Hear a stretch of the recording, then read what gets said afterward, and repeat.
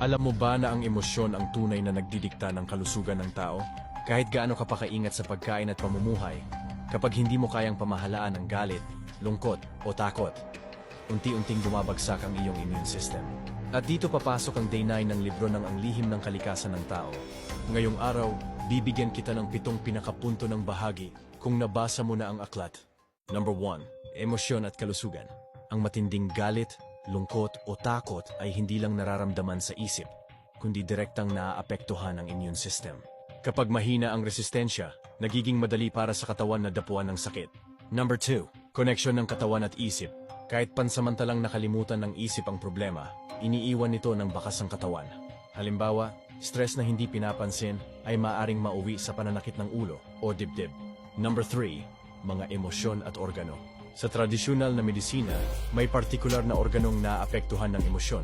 Ang galit ay sumisira sa atay, ang takot ay nagpapahina sa bato, at ang lungkot ay kumakapit sa baga. Kaya't ang matagal na emosyonal na pasanin ay nagiging pisikal na sakit. Number 4. Immune storm. Kapag paulit-ulit at pinipigilan ng negatibong emosyon, naiipon ito sa katawan. Hanggang isang araw, bigla itong sasabog bilang malubhang sakit. Tinatawag itong immune storm. Number 5. Pamamahala ng emosyon. Ang tunay na self-care ay hindi lamang vitamins o exercise, kundi ang kakayahang kilalanin at ayusin ang emosyon.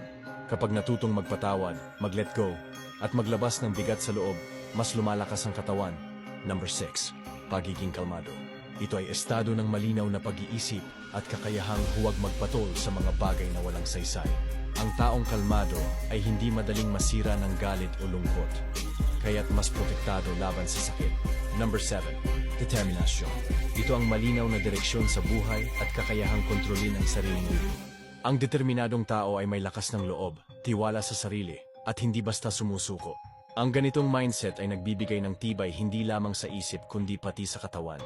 Ang aral, ang pinakamahalagang proteksyon laban sa sakit, ay hindi lang pisikal na pag-aalaga, kundi ang tamang pamamahala ng emosyon. Ang pagiging kalmado at determinado ang pundasyon ng tunay na kalusugan.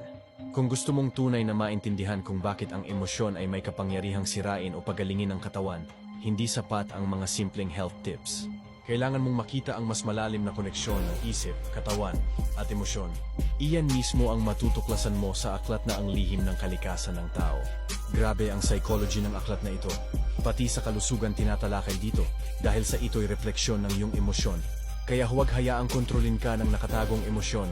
Alamin ang mga prinsipyong kayang magpabago sa paraan ng iyong pamumuhay. Simulan mong pahalagahan ang iyong panloob na sarili ngayon. Kumuha ka na ng kopya ng Ang Lihim ng Kalikasan ng Tao.